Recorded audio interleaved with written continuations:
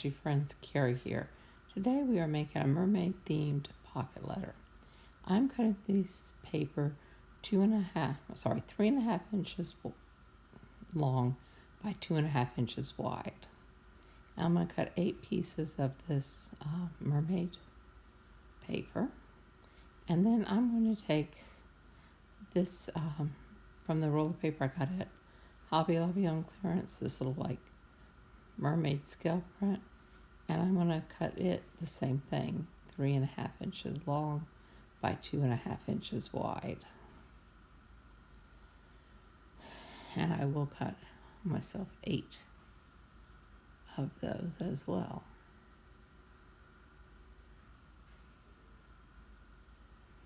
Okay, now I am going to attach them. I have this glue that I've got at Dollar Tree that's a spray adhesive, and I decided I wanted to try it, but I want to be honest, I probably will not be using this again.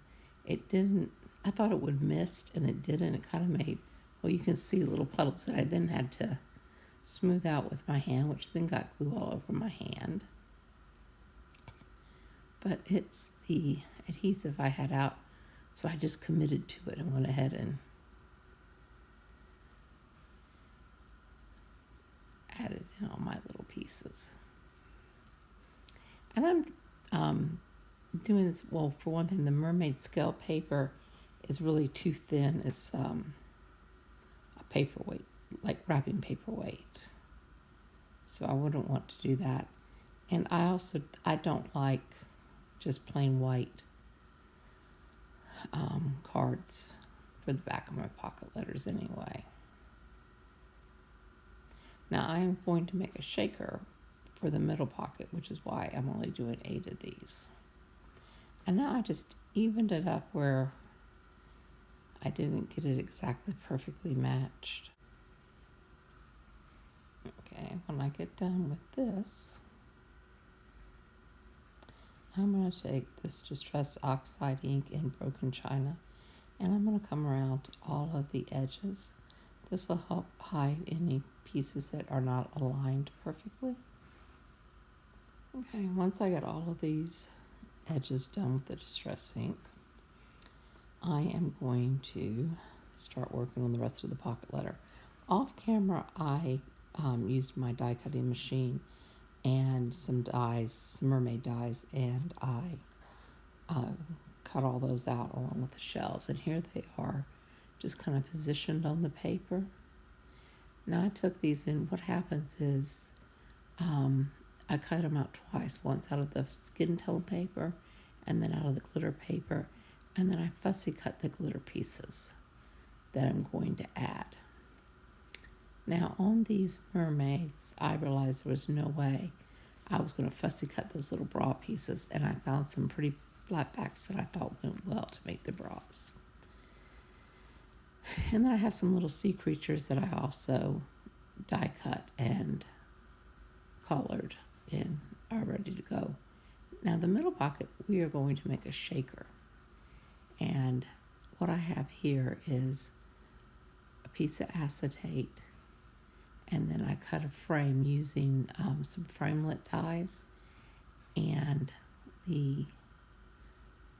I use this blue fun foam that I get from Dollar Tree, and I cut out 4 layers, and then I attach those. And then I did a stamp with that little saying and used a small doily die cut. And that's how it's going to go, but with decorations on the inside. If you guys want to see a full tutorial on making one of those, leave a comment below, and if you do, I will show you how to make a shaker container. So right now, I'm just going to take my little pieces and start putting them onto the cards. So I will just do each one of these cards and then slip it back into the pockets. And I am just using tacky glue and just making my little scenes with my little pieces. If you don't have a die cutting machine or you don't have mermaid dies, You can certainly find packs of mermaid embellishments at any of the main craft stores because mermaids are very popular.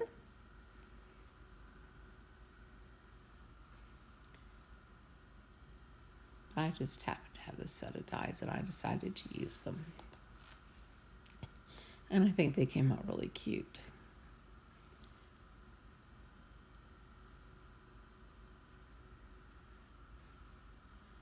Also, if anybody wants to see a tutorial on how you do the layering with the dies like I did here, leave a comment, and if I get enough requests, I'll do a video showing how to do that. Now I have this little saying that's going to go on the top center card, and I just put some glue all around the little edges. Get it on. Put a little fishy here at the bottom of that. And we are coming right along here. I'm sorry, I've got some allergies going on. Okay, on to the last card. And then we will make our shaker. Now a lot of times when I do shaker pockets in the middle, I do it and use a fuse tool to seal the pocket. But I decided to make this one which would actually be removable. So you have your little tray, and then you're going to add things into it. So I'm going to start with these blue sequins from my Tuesday morning haul.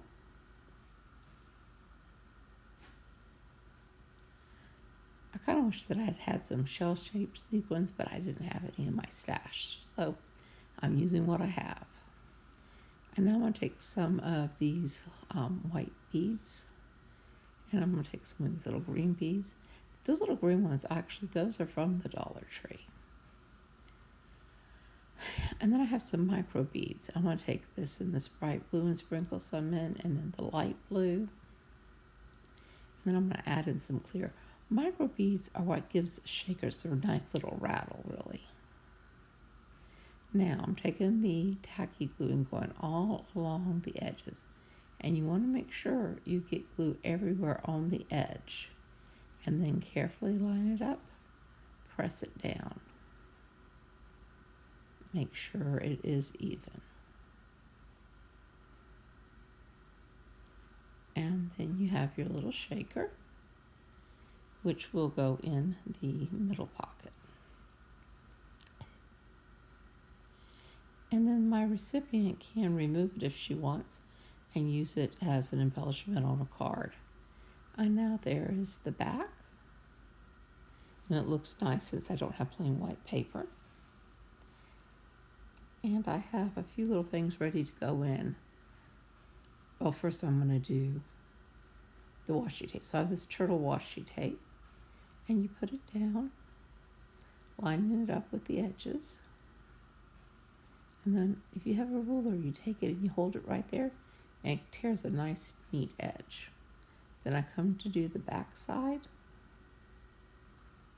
and I just make sure to line my tape up so that it matches. Same thing. Then there, and pull that one off. And we are done. Okay, now I am going to get the little goodie. So that's a washi tape sample. And when I do washi tape samples, I do a good 24 to 36 inches. And then that's a little package of shaker mix. I like to share that when I do a shaker pocket. And then I also have some little sea-themed charms that I'm adding into a pocket. And I'll have to find some more little goodies to stuff into the other pockets. So now I'm going to take my Crocodile Big Bite and I'm going to use the larger hole setting and line it up and punch a hole. And then I'm actually going to do a double hole. So I just move it down a little bit. And that gives me a nice, neat little double hole. And then because I don't like the little pointy things, I come in with my scissors and I snip them off so that I end up with a more smooth oval shape. Okay, now I am going to make a bead dangle. And so here are some things that I have. I have little assorted charms, a seahorse, a shell, a fish, seahorse bead, and then I have that big blue bead that I'm going to use. And then here are some other little beads that I'll be pulling from to add in. And of course the jewels. Now this is a split ring, kind of like a small key ring. And I get it open and then I slip it into that hole and then just twist it around. And that's where I will hang my charm from. Okay, so now to get started, I have a length of chain and I have some jump rings and things to get started. Now on the big blue, I am going to use a head pin, and because I don't have an eye pin, I'm going to make it into an eye pin by clipping the head off and then just twisting this until I get a little loop, a little P shape. Pull it through, bend it at a 90-degree angle, cut it off, leaving myself about 1/4 of an inch. And then take my rounding pliers, hold it, and then just twist, twist. Okay, now I'm going to take a little jump ring and these 2 flat pliers and just twist the jump ring to get it open. Add the bead and the lobster clasp, and then you just twist it back shut. When you're doing these, make sure you don't pull them apart, just gently twist. I add one to the bottom and I add in a little charm. Okay, now that I have it on the thing, I'm going to start making some bead dangles by adding beads to an eye pin.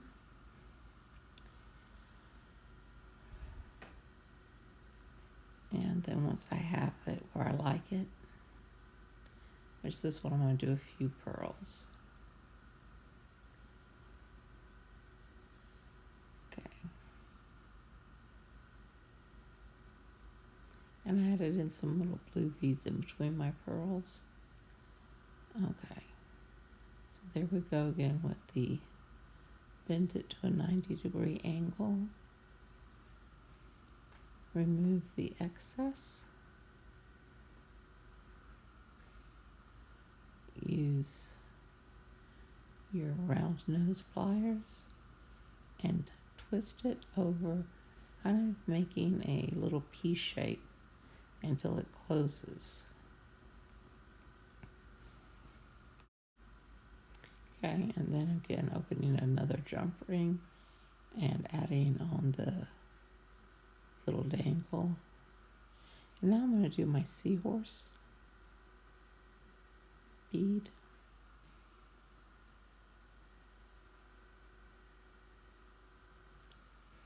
And add a small bead and then drop my seahorse bead on. And add another bead. I'm sorry, I'm out of camera on this. I've got to get a better setup. So there, bend it. Clip off the excess. And do it rounded again.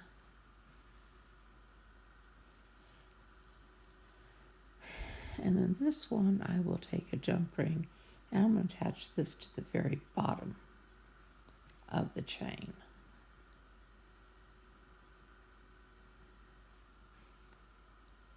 Okay.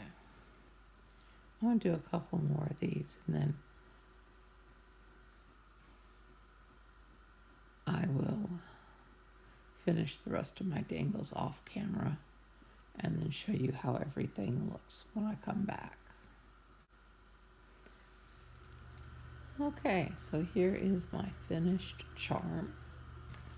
I've added in some fibers and a lot more beads.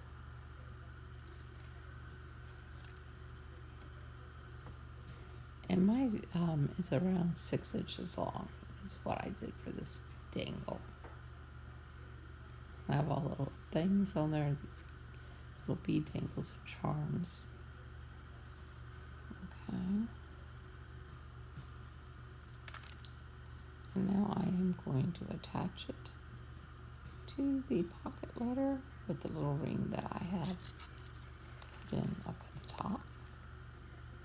Put my lobster claw over that, and then here is the completed pocket letter.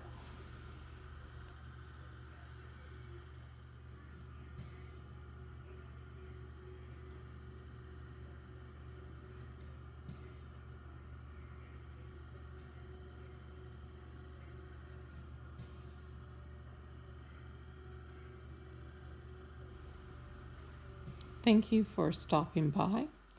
Please give me a thumbs up if you enjoyed this video. If you haven't subscribed, please do. Have a great day.